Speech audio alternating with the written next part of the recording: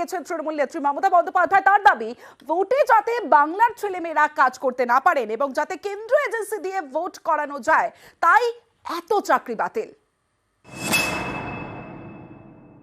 এত মানুষের চাকরি খেয়ে নেওয়া হয়েছে। আসল কাজটা কি জানেন তো?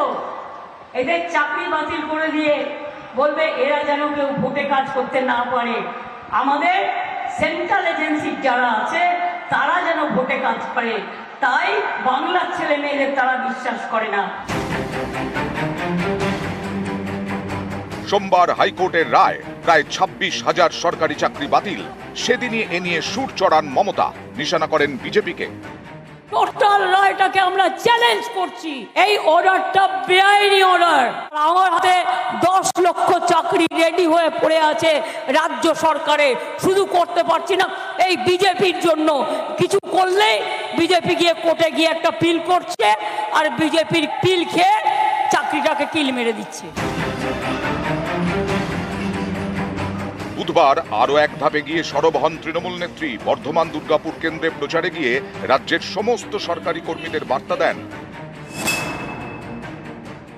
শিক্ষক শিক্ষিকাদের বলবো, আজকে 26,000 ছেলে মেয়েদের চাকরি খেয়ে নেওয়ার প্রতিবাদে কোন শিক্ষক শিক্ষিকা একটি ভোটও সরকারি কর্মচারী থেকে শুরু করে আর বিজেপিকে দেবেন না, সিপিএম কংগ্রেসকে দেবেন না।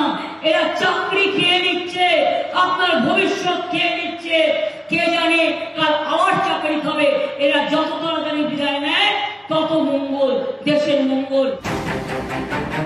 এরপর বৃহস্পতিবার ফের সরব। এবার দাঁতন থেকে চাকরি বাতিল ইস্যুতে নতুন করে আক্রমণে তৃণমূল নেত্রী। এত মানুষের চাকরি খেয়ে নেওয়া হয়েছে। আসল কাজটা কি জানেন তো? এদের চাকরি বাতিল করে দিয়ে বলবে এরা যেন কেউ ভোটে কাজ করতে না পারে, আমাদের সেন্ট্রাল এজেন্সি যারা আছে তারা যেন ভোটে কাজ করে, তাই বাংলার ছেলে মেয়েদের তারা বিশ্বাস করে না। আমি ওদের বলে রাখি, ওরে সাহস থাকা ভালো, দুঃসাহস থাকা ভালো নয়।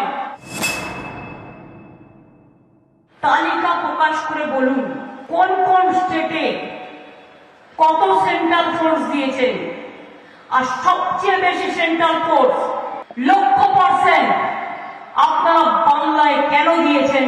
বাংলাটাকে দখল করবেন বলে? এটুকু ভরসা নেই মানুষের উপরে?